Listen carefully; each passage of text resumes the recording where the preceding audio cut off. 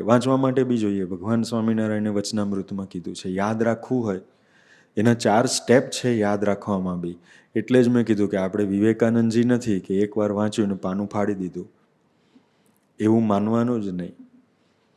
વાંચવા માટેના બી 4 સ્ટેપ છે: શ્રવણ, મનન, નિધિધ્યાસ અને સાક્ષાત્કાર. શ્રવણ એટલે સાંભળવું, મનન એટલે સાંભળ્યા પછીનું જે કામનું હોય એ રાખવું, જેને આપણે નોટ્સ ટેકિંગ કહીએ. નિધિધ્યાસ બહુ ઇમ્પોર્ટન્ટ સ્ટેપ છે, જે આપણે કરતા નથી. કરીએ તો આપણું વાંચેલું આપણને લાઈફ લોંગ ભૂલાય નહીં. નિધિધ્યાસ કરીએ. નિધિધ્યાસ શું?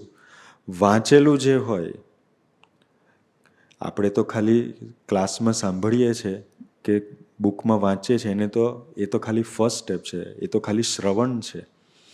ત્યાર પછીનું મનન એટલે નોટ્સ બનાવવું, અને નિધિધ્યાસ એટલે વાંચેલી વસ્તુને ફ્રી ટાઈમમાં યાદ કર્યા કરવી. મેથ્સના ફોર્મ્યુલા કેવું ગોખતા હતા, એવી રીતે આપણા કોન્સેપ્ટ્સ મનમાં ફરીને ફરી યાદ કર્યા કરીએ, એને નિધિધ્યાસ કહેવાય.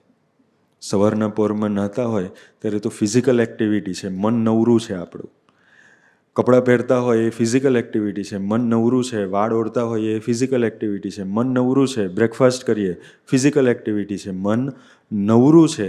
ઘરેથી સ્કૂલે ગયા એ ફિઝિકલ એક્ટિવિટી છે, મન નવરું છે. સ્કૂલમાં જઈને બેઠા ને લેક્ચર ચાલુ થયો ત્યારે મનનું કામ ચાલુ થાય, ત્યારે સાંભળવાનું છે ને અને મનમાં ઉતારવાનું છે. ત્યાં સુધીનું સવારથી ઉઠ્યા અને જે ક્લાસમાં બેઠા ને ત્યાં સુધીનો ટાઈમ આપણે ફ્રી છીએ. We have so much time, ample amount of time છે આપણી જોડે. એ ફ્રી ટાઈમમાં આગલા દિવસનું વાંચેલું મનમાં વિચાર્યા કરીએ, એને નિધિધ્યાસ કહેવાય.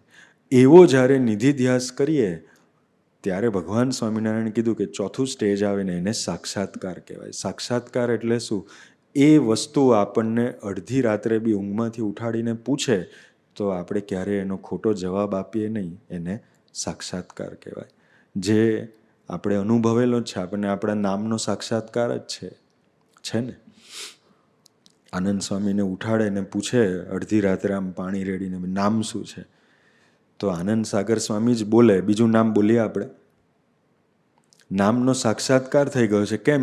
એટલી બધી વાર એનું નિધિધ્યાસ કર્યો છે આપણે કે એનો સાક્ષાત્કાર થઈ ગયો. પોતાના ઘરના એડ્રેસનો એટલી બધી વાર નિધિધ્યાસ કર્યો કે એનો સાક્ષાત્કાર થઈ ગયો. અમે સ્કૂલમાં ભણતા હતા તો 9th સ્ટેન્ડર્ડના એલ્જિબ્રામાં પહેલું જ ઇક્વેશન આવતું હતું A-B હોલ સ્ક્વેર. 1995 કે 6